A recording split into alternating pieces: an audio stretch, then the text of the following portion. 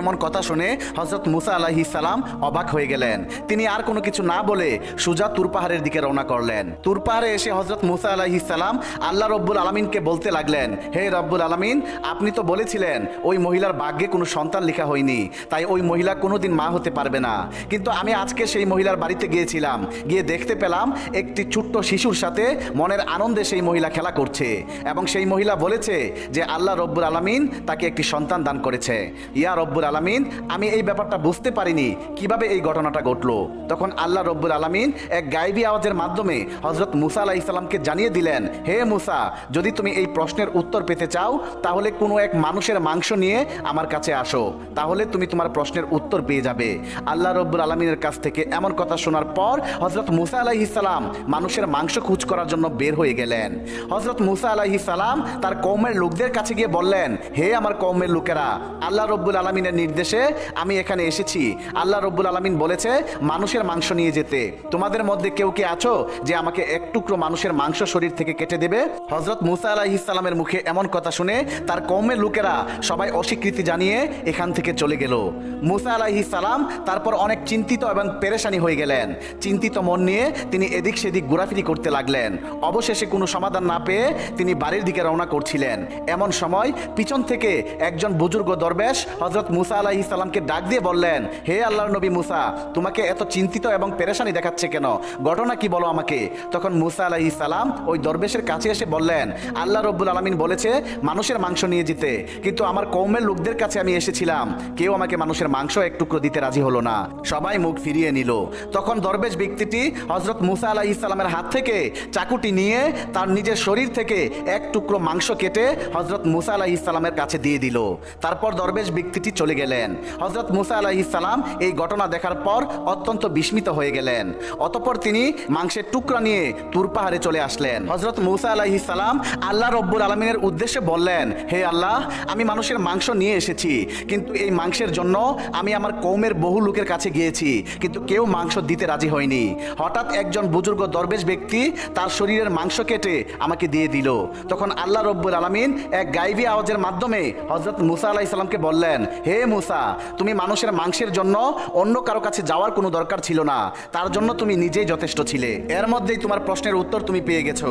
আর যে দরবেশ ব্যক্তিটি আমি আল্লাহর নাম শোনা মাত্রই তার শরীরের মাংস কেটে তোমাকে দিয়ে দিল, তার দোয়ার বরকতের ফলেই আমি ওই মহিলার গর্ভে সন্তান দিয়েছি। হে মুসা, জেনে রেখো, আমার যে পাগল আমি আল্লাহর নামের উপর সবকিছু বিসর্জন দিয়ে দেয় এবং আমি আল্লাহকে খুশি করার জন্য সবকিছু মেনে নেয়, আমি রাব্বুল আলামিন তার জন্য সবকিছু করতে পারি। তার দোয়ার ফলে আমি মানুষের ভাগ্যও পরিবর্তন করে দিতে পারি। হযরত মুসা আলাইহিস সালাম আল্লাহর কাছ থেকে এই প্রশ্নের উত্তর পেয়ে তারপর তিনি সোজা বাড়িতে চলে আসলেন। এভাবেই কিছুদিন কেটে গেল। একদিন হযরত মুসা আলাইহিস সালামের হঠাৎ মনে পড়ে গেল আল্লাহ রব্বুল আলামিন বলেছিলেন একজন কসাই তার সাথে জান্নাতের সঙ্গী হবে। তখন মুসা আলাইহিস সালাম সেই প্রশ্নের উত্তর পাওয়ার জন্য তুর পাহাড়ের দিকে রওনা করলেন। হযরত মুসা আলাইহিস সালাম তুর পাহাড়ে এসে আল্লাহ রব্বুল আলামিনকে বললেন, হে রাব্বুল আলামিন, আপনি বলেছিলেন এই বনি ইসরাইলের একজন কসাই আমার সাথে জান্নাতের সঙ্গী হবে, দয়া করে আপনি সেই কসাইয়ের ঠিকানাটা আমাকে দিন, আমি দেখে আসতে চাই কি এমন আমল করার কারণে সে আমার সাথে জান্নাতের সঙ্গী হবে। তখন আল্লাহ রব্বুল আলামিন এক গায়বী আওয়াজের মাধ্যমে হযরত মুসা আলাইহিস সালামকে সেই কসাইয়ের ঠিকানা দিয়ে দিলেন। এরপর মুসা আলাইহিস সালাম তুর পাহাড় থেকে সোজা সেই কসাইয়ের দোকানে আসলেন। মুসা নবী দূর থেকে কসাইয়ের দোকানে লক্ষ্য করলেন কসাই দোকানে বসে কিছু মাংস কাটছে। যে ভালো ভালো মাংসগুলো সেগুলা সে কেটে কেটে আলাদা একটা পাত্রে রাখছে। এছাড়া আর কোনো আমল কসাইয়ের মধ্যে দেখতে পাচ্ছে না। কিছুক্ষণ পর কসাই দোকান বন্ধ করে সেই ভালো ভালো মাংসের পাত্রটা নিয়ে বাড়ির দিকে রওনা করলেন। হযরত মুসা আলাইহিস সালামও কসাইয়ের পিছু পিছু অনুসরণ করতে লাগলো। কিছুক্ষণ পর কসাই বাড়িতে এসে পৌঁছলো। হযরত মুসা আলাইহিস সালাম সেদিন কসাইয়ের বাড়িটা লক্ষ্য করে চলে গেলেন। এর পরের দিন হযরত মুসা আলাইহিস সালাম কসাইয়ের সেই বাড়িতে এসে দরজায় নক করে বললেন, বাড়িতে কেউ আছেন? কিন্তু বাড়ি থেকে কোনো শব্দ আসে না। তখন মুসা আলাইহিস সালাম ভাবলেন এই বাড়িতে হয়তো আর কেউ থাকে না। তখন তিনি এখান থেকে আবার সেই কসাইয়ের দোকানের দিকে চলে গেলেন। মুসা নবী কসাইয়ের দোকানে এসে দূর থেকে আবার লক্ষ্য করলেন সেদিনও সেই কসাই ভালো ভালো কিছু মাংসের টুকরা কেটে কেটে আলাদা একটা পাত্রের মধ্যে রাখছেন। ঠিক তখন সেই দোকানের মধ্যে একজন ক্রেতাও ছিলেন। ক্রেতা সেই কসাইকে লক্ষ্য করে বললেন, ভাই, আপনি আমাকে সেই ভালো ভালো টুকরোর মাংস থেকে আমাকে মাংস দিন, বিনিময়ে আপনাকে আমি অতিরিক্ত দাম প্রদান করব। কিন্তু তখন কসাই বলল, ভাই আপনি আমাকে অতিরিক্ত যতই দাম দেন না কেন আমি এই মাংসগুলো বিক্রি করব না, আমি এই মাংসগুলো বাড়িতে নিয়ে যাব। মুসা নবী মনে মনে চিন্তা করতে লাগলেন, বাড়িতে তো কেউ থাকে না, তাহলে এই মাংসগুলো কার জন্য নিয়ে যাবে? অতঃপর ক্রেতা অন্য মাংস নিয়ে চলে গেল। কিছুক্ষণ পর কসাই দোকান বন্ধ করে সেই ভালো মাংসের টুকরোগুলো হাতে নিয়ে বাড়ির দিকে রওনা করলেন। মুসা আলাইহিস সালামও কসাইয়ের পিছু পিছু অনুসরণ করতে লাগলো। মুসা আলাইহিস সালাম দেখলেন যখন কসাই বাড়িতে আসলেন তখন দরজা খুলে ঘরে প্রবেশ করলেন। মুসা আলাইহিস সালাম তার কিছুক্ষণ পর দরজার কাছে গিয়ে দরজার মধ্যে শব্দ করে বললেন, বাড়িতে কি কেউ আছেন? আমি একজন মুসাফির, আমি বিপদে পড়ে এসেছি, আজকের রাতটুকু আমি এখানে কাটাতে চাই। তখন ঘর থেকে কসাই এসে বলল, আপনাকে তো ঠিক চিনতে পারছি না। তখন বলল, ভাই আমি একজন মুসাফির, আমি আজকে রাতটুকু এখানে থেকেই কাল সকালে চলে যাব, আমাকে একটু আশ্রয় দিন। তখন কসাই বলল, ঠিক আছে ভাই, আপনি আমার ঘরের ভিতরে আসুন। ঘরের ভিতরে আসার পর কসাই মুসা নবীকে বললেন, ভাই আপনি একটু বসুন, আমি পাশের ঘরে একটু কাজ সেরে আসছি। কিছুক্ষণ পর মুসা নবী লক্ষ্য করলেন কসাই পাশের ঘরে গিয়ে একটি চুলা জ্বালিয়ে নিজে নিজে সেই মাংসের টুকরোগুলো চুলার মধ্যে রান্না করছে। মুসা নবী আরো লক্ষ্য করলেন কসাই রান্না শেষ করে একজন বৃদ্ধ মহিলাকে কুলে করে নিয়ে বসিয়ে রান্না করা মাংসের টুকরাগুলো তার মুখের মধ্যে খাইয়ে দিচ্ছেন, যেমনি ভাবে একজন শিশু বাচ্চাকে তার মা খাইয়ে দেয়। কিছুক্ষণ পর কসাই কিছু রুটি এবং মাংস নিয়ে মুসা আলাইহিস সালামের কাছে আসলেন এবং তাকে দিয়ে বললেন, ভাই আপনি এই রুটি এবং মাংসগুলো খান, আমার একটা বিশেষ কাজ থাকায় আপনার জন্য খাবার দিতে দেরি হয়ে গেল। তখন মুসা আলাইহিস সালাম কসাইকে বললেন, ভাই আমি খাবো পরে, আগে আপনি আমার একটা প্রশ্নের উত্তর দিন, যে বৃদ্ধ মহিলাকে আপনি কুলে করে বসিয়ে খাওয়ালেন সেই বৃদ্ধ মহিলাটিকে? তখন কসাই জবাব দিল, ভাই সেই বৃদ্ধ মহিলাটি হলো আমার দুঃখিনী মা, এই দুনিয়ায় আমার মা ছাড়া আমার আর কেউ নেই, আর আমি ছাড়াও আমার মার আর কেউ নেই। এই বলে কসাই চলে গেলেন। কিছুক্ষণ পর হযরত মুসা আলাইহিস সালাম লক্ষ্য করলেন সেই বৃদ্ধ মা ঘরে বসে আল্লাহ রব্বুল আলামিনের দরবারে দু হাত তুলে দোয়া করে বলছেন, হে রাব্বুল আলামিন, এই দুনিয়ায় আমার ছেলে ছাড়া আমার আর কেউ নেই, মাবুদ গো, আমার ছেলে প্রতিদিন দোকান থেকে গোশতের ভালো ভালো টুকরাগুলো আমি মায়ের জন্য নিয়ে এসে রান্না করে আমি মায়ের মুখে তুলে দেয়। হে আল্লাহ, আমি আমার সন্তানের প্রতি সন্তুষ্ট, তুমিও আমার সন্তানের প্রতি সন্তুষ্ট থেকো। হে আল্লাহ, আমি মা হয়ে তোমার দরবারে হাত তুলে বলছি, এই বনি ইসরাইলের সবচেয়ে বড় পয়গাম্বর হযরত মুসা আলাইহিস সালামের সাথে তুমি আমার ছেলের জান্নাত করিও। এই দৃশ্য দেখে হযরত মুসা আলাইহিস সালাম অত্যন্ত বিস্মিত বনে গেলেন।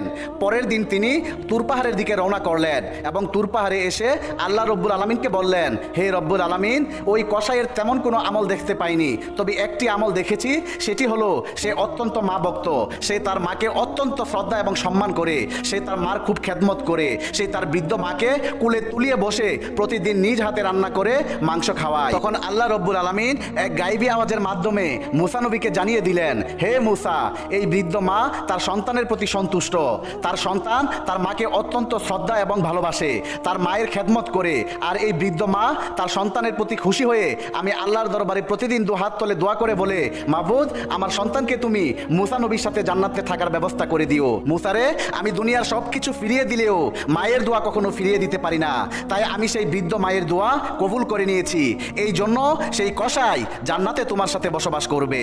এমনিভাবে বয়ে যায় সময়ের পর সময়। ইতিমধ্যে হযরত মুসা আলাইহিস সালাম আল্লাহর দেওয়া সমস্ত আদেশগুলো দায়িত্ব সহকারে পালন করেছেন। এবার তার বিশ্রামের পালা। তাছাড়া হযরত মুসা আলাইহিস সালামের অনেক বয়সও হয়ে গিয়েছে, তিনি অতীতের সমস্ত কথাগুলো মনে মনে ভাবছেন। এরই মধ্যে হঠাৎ একদিন হযরত আজরাইল আলাইহিস সালাম মুসা আলাইহিস সালামের সামনে এসে দাঁড়ালেন। আজরাইলকে দেখে হযরত মুসা আলাইহিস সালাম বললেন, হে আজরাইল, তুমি কি আমার জান কবজ করতে এসেছো? তখন আজরাইল আলাইহিস সালাম বললেন, হ্যাঁ, আমি আল্লাহর আদেশে আপনার জান কবজ করতে এসেছি। তখন মুসা আলাইহিস সালাম বললেন, তুমি আমার মুখ দিয়ে জান কবজ করবে? কোন মুখ দিয়ে করবে? যেই মুখ দিয়ে আমি আল্লাহ রব্বুল আলামিনের সাথে কথা বলেছি সেই মুখ দিয়ে।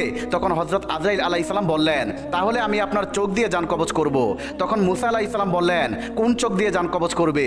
যেই চোখ দিয়ে আমি আল্লাহর নূর সরাসরি প্রদর্শন করেছি সেই চোখ দিয়ে। তখন হযরত আজরাইল আলাইহিস সালাম বললেন, তাহলে আমি নাক দিয়ে আপনার জান কবজ করব। এবার মুসা আলাইহিস সালাম বললেন, এই নাক দিয়ে আমি আল্লাহ তাআলার বেহেশতের সুগ্রাণ অনুভব করেছি। তখন হযরত আজরাইল আলাইহিস সালাম বললেন, আমি আপনার এত কথা শুনতে চাই না, আমার যেদিক দিয়ে ইচ্ছে সেদিক দিয়ে আমি জান বের করে নিয়ে যাব। হযরত মুসা আলাইহিস সালাম আজরাইলের এই কথা শুনে অত্যন্ত ক্রোধান্বিত হয়ে ঠাস করে আজরাইলকে একটি থাপ্পড় লাগিয়ে দিলেন। তখন সাথে সাথে আজরাইল আলাইহিস সালামের দুইটা চোখ বের হয়ে পড়ে গেল। আজরাইল আলাইহিস সালাম তখন আল্লাহ রব্বুল আলামিনের কাছে এসে সমস্ত ঘটনার বর্ণনা করলেন। আল্লাহ রব্বুল আলামিন সাথে সাথে হযরত আজরাইল আলাইহিস সালামের চক্ষু দুইটা ঠিক করে দিয়ে বললেন, হে আজরাইল, আমার নবীগণদের মধ্যে মুসা হলো একটু ক্রোধান্বিত এবং তার রাগ বেশি। হে আজরাইল, তোমাকে আর মুসার কাছে যেতে হবে না, মুসার ব্যাপারটা আমি আল্লাহ নিজেই দেখব। তার কিছুদিন পর আল্লাহ রব্বুল আলামিন এক ওহির মাধ্যমে হযরত মুসা আলাইহিস সালামকে জানিয়ে দিলেন, হে মুসা, তুমি যদি একটি মেষের পশমের সংখ্যা পরিমাণ হায়াতের আরজি আমার কাছে করো, আমি আল্লাহ রব্বুল আলামিন সেই পরিমাণ হায়াত তোমাকে দান করব। তুমি পৃথিবীতে যতদিন থাকার ইচ্ছা পোষণ করো, আমি তোমাকে ততদিন রাখবো। আল্লাহ রব্বুল আলামিনের এই কথা শুনে হযরত মুসা আলাইহিস সালাম বললেন, হে আল্লাহ, তারপরেও তো আমাকে একদিন মৃত্যুর স্বাদ গ্রহণ করতে হবে, তাহলে কষ্ট করে এতদিন এই পৃথিবীতে থেকে কি হবে? আল্লাহ, আমি এই পৃথিবীতে এতদিন থাকতে চাই না, আমি তোমার সান্নিধ্য লাভ করতে চাই, আমি অতি শীঘ্রই তোমার দিদার লাভ করতে চাই। হে রাব্বুল আলামিন, তুমি আমাকে নির্ধারিত হায়াতের পরেই তোমার সান্নিধ্য লাভ করার জন্য তোমার কাছে নিয়ে যেও। হে রাব্বুল আলামিন, তোমার কাছে আমার মৃত্যুর পূর্বে শেষ একটি অনুরোধ, তুমি আরেকটি বার তুর পাহাড়ে নিয়ে আমাকে তোমার সাথে কথা বলার সুযোগ করে দাও। আল্লাহ রব্বুল আলামিন তখন হযরত মুসা আলাইহিস সালামকে তুর পাহাড়ে যাওয়ার জন্য অনুমতি দিলেন। তারপর হযরত মুসা আলাইহিস সালাম তুর পাহাড়ে আসলেন এবং আল্লাহ রব্বুল আলামিনের নূর প্রদর্শন করলেন। অতঃপর হযরত মুসা আলাইহিস সালাম আল্লাহর দরবারে প্রার্থনা করে বললেন, হে আল্লাহ, আমার কওমের প্রতি আপনি গজব নাজিল না করে তাদেরকে আপনার ছায়ার তলে আশ্রয় দিন, তাদেরকে আপনি রুজি রোজগারের ব্যবস্থা করে দিন, তাদেরকে আপনি অনাহারে মৃত্যু দিয়েন না। তখন আল্লাহ রব্বুল আলামিন হযরত মুসা আলাইহিস সালামের দুয়ার আবেদনের পরিপ্রেক্ষিতে জানিয়ে দিলেন, হে মুসা, আমি আল্লাহ রব্বুল আলামিন ইমানদার নাফরমান কাফের সমস্ত মানুষের প্রতিপালক, আমি কাউকেই কখনো অনাহারে রাখি না, যে যেখানেই থাকুক না কেন আমি সেখানেই তাদের খাবার পৌঁছে দেই। অতঃপর আল্লাহ রব্বুল আলামিন আবার মুসা নবীকে বললেন, হে মুসা, তুমি পাহাড়ের উপর আঘাত করো। এরপর হযরত মুসা আলাইহিস সালাম পাহাড়ের উপর আঘাত করার সাথে সাথেই পাশ দিয়ে একটি নদী বয়ে যায়। তারপর আল্লাহ রব্বুল আলামিন হযরত মুসাকে আবার বললেন, হে মুসা, তুমি নদীর উপর আঘাত করো। হযরত মুসা আলাইহিস সালাম আবার নদীর উপর যখন আঘাত করলেন, তখন নদীর উপর দিয়ে একটি পাথর ভেসে যাচ্ছিল। তখন আল্লাহ রব্বুল আলামিন আবার মুসাকে বললেন, হে মুসা, তুমি পাথরের উপর আঘাত করো। তখন মুসা আলাইহিস সালাম পাথরের উপর আঘাত করতেই দেখলেন পাথর ফেটে একটি ফড়িং বেরিয়ে আসলো, যার মুখের মধ্যে ছিল একটি কাঁচা ঘাস। এই দৃশ্য দেখার পর হযরত মুসা আলাইহিস সালাম সিজদায় লুটিয়ে পড়লেন। কিছুক্ষণ পর হযরত মুসা আলাইহিস সালাম সিজদা থেকে উঠে আল্লাহ রব্বুল আলামিনকে সালাম প্রদান করে তুর পাহাড় থেকে বের হয়ে এলেন।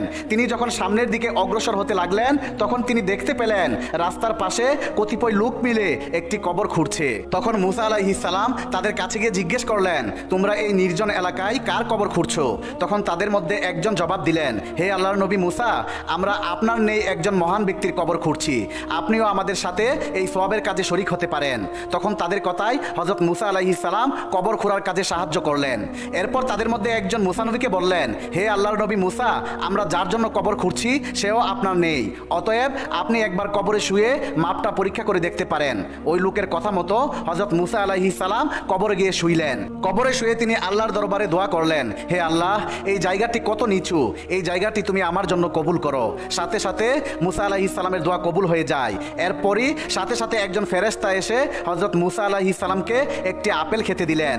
মুসা আলাইহিস সালাম বিসমিল্লাহ বলে সেই আপেলটি খেতে থাকলেন, আর সাথে সাথে হযরত মুসা আলাইহিস সালামের জান কবজ হয়ে যায়। এরপর ওই ফেরেশতা হযরত মুসা আলাইহিস সালামকে উঠিয়ে গোসল করিয়ে জানাজা পড়িয়ে পুনরায় ওই কবরে দাফন করলেন। সুবহানাল্লাহ, সুবহানাল্লাহ।